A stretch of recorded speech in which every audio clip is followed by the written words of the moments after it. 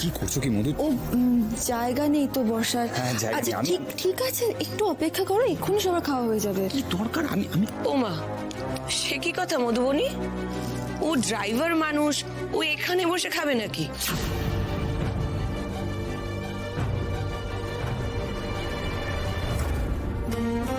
না না, ওর খাবার দুষ্টু দিয়ে আসবে ওর ঘরে। হ্যাঁ সেটাই তো। তাছাড়া বাড়ির লোক আর ড্রাইভারকে এক করে দিলে তো মুশকিল, তাই না? আহ কি হচ্ছে কি এসব? পুজোর দিনে এসব কথা না বললেই চলছে না তোমাদের? কেন বাবলু? এত মানে ভুল কিছু বলেনি, এটা তো একটু বাড়াবাড়ি হয়ে যাচ্ছে না?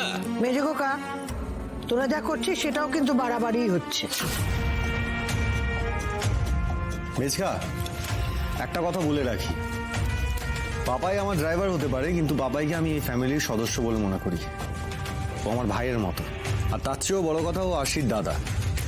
ওর এই পরিচয়টা তোমরা প্লিজ কেউ ভুলে যেও না। তোমাদের ওকে জায়গা ছাড়তে অসুবিধা হচ্ছে তো? ঠিক আছে, আমি আমার জায়গাটা ওর জন্য ছেড়ে দিলাম। আরে না, আজ তুমি আমার চেয়ারে বসে খাবে, বসো। না না না, এটা কখনো হয়? এরকম কেন করছো বলো তো? এরকম ভাবে আমাকে অপ্রস্তুত করে দিও। আরে অপ্রস্তুত হওয়ার কি আছে? আমার খাওয়া হয়ে গেছে তাই আমি উঠে গেছি, তেমন কিচ্ছু না। বসো বসো। আরে তুমি উঠে গেলে কি আমি তোমার জায়গায় বসতেই থাকবো? কেন তোমরা আসি কিছু বল না। আমি কি বলবো পাপাইদা, স্যার এত করে বলছে আর না করো না, বসো। হয়ে গেল? না না প্লিজ প্লিজ তুমি বসো না, এরকম কেন করছো গো? এটা হয় না।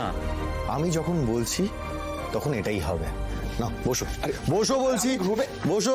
ওর খাবারটা বেড়ে দাও, আমারটা নিয়ে যাই। দেখি,